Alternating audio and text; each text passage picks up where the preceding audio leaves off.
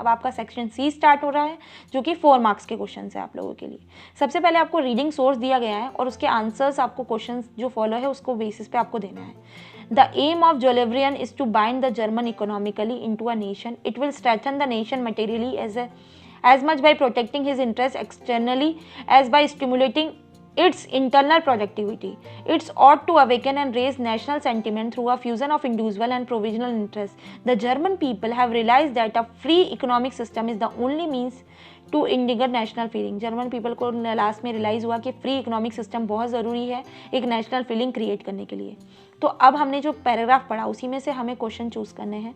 Who is the writer of this passage, कौन writer है इसका?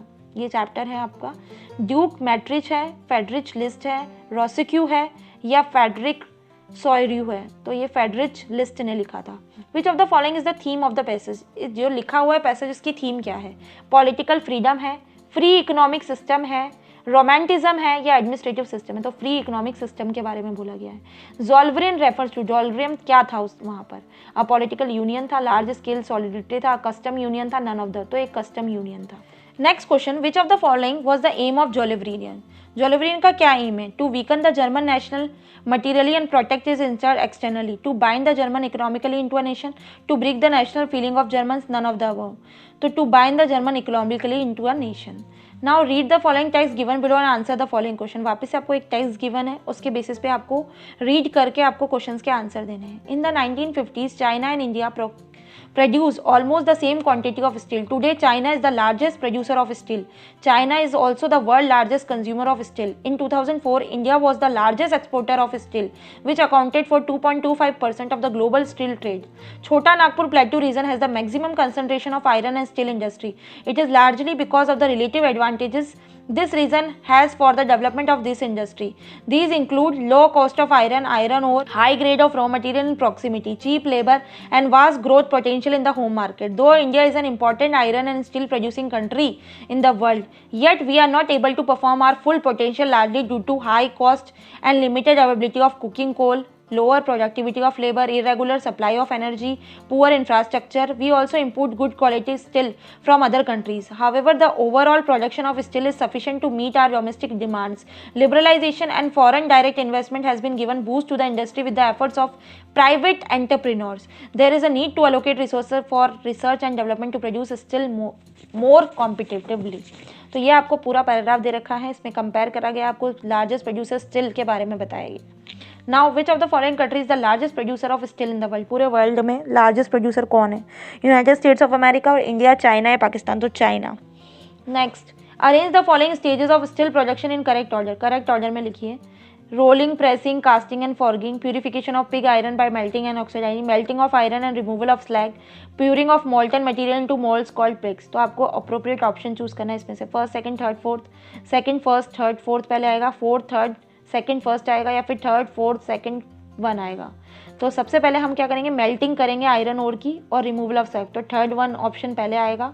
उसके बाद प्योरिंग करेंगे मोल्टन मटेरियल की, मोल्ड्स कॉल्ड पिग्स, तो फोर्थ ऑप्शन सेकंड पे आएगा। और इसके बाद हम लोग करेंगे प्यूरिफिकेशन करेंगे पिग आयरन को बाय मेल्टिंग और ऑक्सीडाइजिंग, तो सेकंड ऑप्शन थर्ड पे आएगा। और लास्ट में रोलिंग, प्रेसिंग, कास्टिंग और फॉर्गिंग, ये फर्स्ट पे आएगा। तो हमारा ऑप्शन होगा D1, third, fourth, second and first.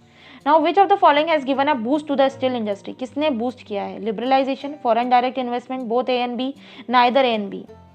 तो जब हमने पैराग्राफ पढ़ा था तो उसके अंदर लास्ट में हमें दे रखा है लिबरलाइजेशन और फॉरेन डायरेक्ट, तो ऑप्शन आएगा इसका बोथ A and B।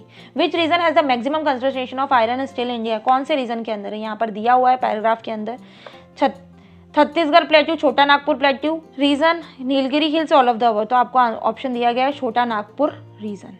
इसी तरीके से आपको एक और एक्सट्रैक्ट दिया हुआ है स्टूडेंट्स, ये डेमोक्रेसी के ऊपर बेस्ड है। इसी के बेसिस पे आपको क्वेश्चंस दिए गए हैं। हम पहले क्वेश्चंस डिस्कस कर लेते हैं, आप इसको एक बार लुकआउट कर लेना इस पूरे टॉपिक को जिसमें आपको एक्सट्रैक्ट गिवन है। Which of the following government is considered as the best form of government? कौन सी गवर्नमेंट कंसिडर्ड है best form of government? A monarchy, B dictatorship, oligarchy या डेमोक्रेसी? तो इसका आंसर है democracy. Which of the following statement is a true regarding depending and standing of democracy in India?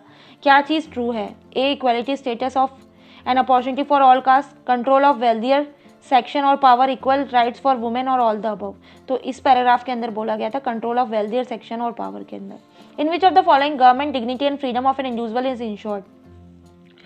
तो dictatorship में, oligarchy या democracy में, तो democracy के बारे में, तो डेमोक्रेसी इसका आंसर होगा। What makes ordinary citizen value their democratic right? क्या ऑर्डिनरी सिटीजन वैल्यू करता है अपने डेमोक्रेटिक राइट को? Passion for respect and freedom, फिब्रिज, political position, none of the above. तो passion for respect and freedom.